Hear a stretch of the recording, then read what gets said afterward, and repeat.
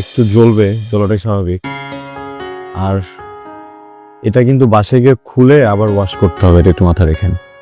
হ্যাঁ ঠিক আছে, যেতে পারবেন তো নাকি? আমার মনে হয় আপনি পারবেন না। হ্যাঁ, এক্সিলারেট করবেন কিভাবে? একটু ট্রাই করি। আবার কিন্তু ইনজুরি হতে পারে। আস্তে আস্তে আস্তে। আপনি যদি কিছু মনে না করেন, আমি আপনাকে নামিয়ে দিই, আপনি আমাকে একটু ধরে বসতেন। Thank you please. I can ride, সমস্যা নেই। আমি তো এখানকার কিছু চিনি না, আপনি একটু আমাকে কাইন্ডলি শিওর শিওর। বলে দিন।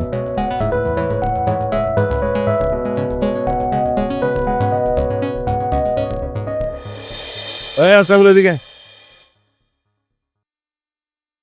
আপনার হাতে কি হয়েছে? আরে একটু হালকা না বাবা।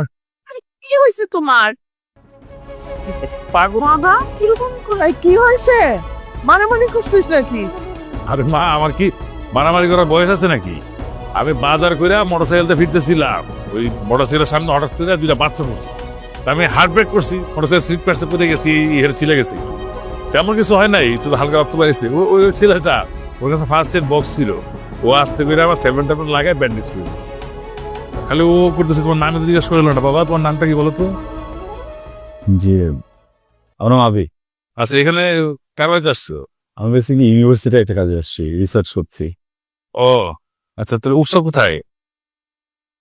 আমি বা কারো বাড়িতে উঠিনি, বাস থেকে নামতে বেসন আপনার অ্যাক্সিডেন্ট। তো একটা হোটেল খুঁজে নিব। জি, হোটেলে উঠবা মানে? আমার এত বড় বাড়ি থাকতে তুমি হোটেলে উঠবা কেন? তুমি আমার এত বড় উপকার করছো, আর তুমি তো আসছো আমার গ্রামের কাজ করার জন্য। তুমি আমার বাড়িতেই থাকবা, কোনো হোটেল মোটেল না। হ্যাঁ ফাইনাল। বললাম কোনো নানাতে কাজ হবে না, আমি মিজান সরকার যেটা বলি সেটাই হয়, সেটাই ফাইনাল। ওকে, তোমার সাথে সবার সাথে পরিচয় করে দিলাম। বুঝলি, তুমি আমার মা, তো আন্টি, আর আমার ছোট ভাই, আর এটা হচ্ছে আমার পিচ্ছি ছেলেটা।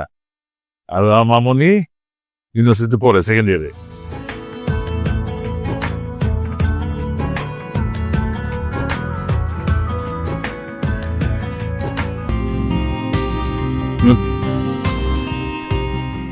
আরে খাওয়া না হয়েছে? না, থ্যাংক ইউ। আবির, জি, রুম ঠিকঠাক আছে তো? পারফেক্ট। বাবা আজকে রান্নাটা কেমন হয়েছে? কেন, তুই রান্না করেছিস? না, মা রান্না করছে, কিন্তু আমি মাকে হেল্প করছি। লজিক্যালি আমি রান্না করছি। তাই তো বলি যে খাবারে আজকে নতুন ব্র্যান্ড পাচ্ছি কেন? নতুন হাতের রান্না, তাই নতুন ব্র্যান্ড। শুন, মাঝে মাঝে রান্না কিন্তু, বুঝছিস? কারণ রান্না একটা শিল্প। একটা কথা জানিস তো, যে মেয়ে যত ভালো রাঁধে সে তত গুণবতী। তোর মেয়ে খালি প্রশংসা শুনতে চাই। আম্মা, ওর মেয়ে আপনার কি হয় বলেন তো? ঠিক বলছো ভাবি। আবি, জি। আরে বেগুনটা নেও, ভালো লাগবে। না জি। এটা ভালো লাগবে, খাও। আলি, বেজান, কেন তুই জোর করে দিচ্ছিস ওকে? বেগুন দেখো মন বেশি মতো হয়েছে। সবাই কত যেহেতু আমাকে একটা দেখি।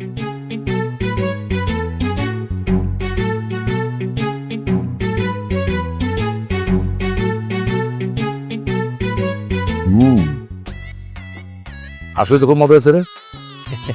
বলছিলাম। জাবির,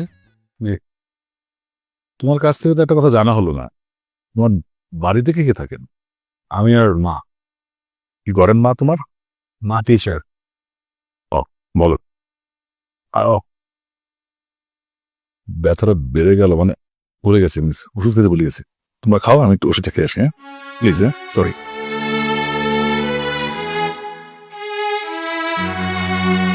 বাবা, তোমাকে একটু তরকারি দিই?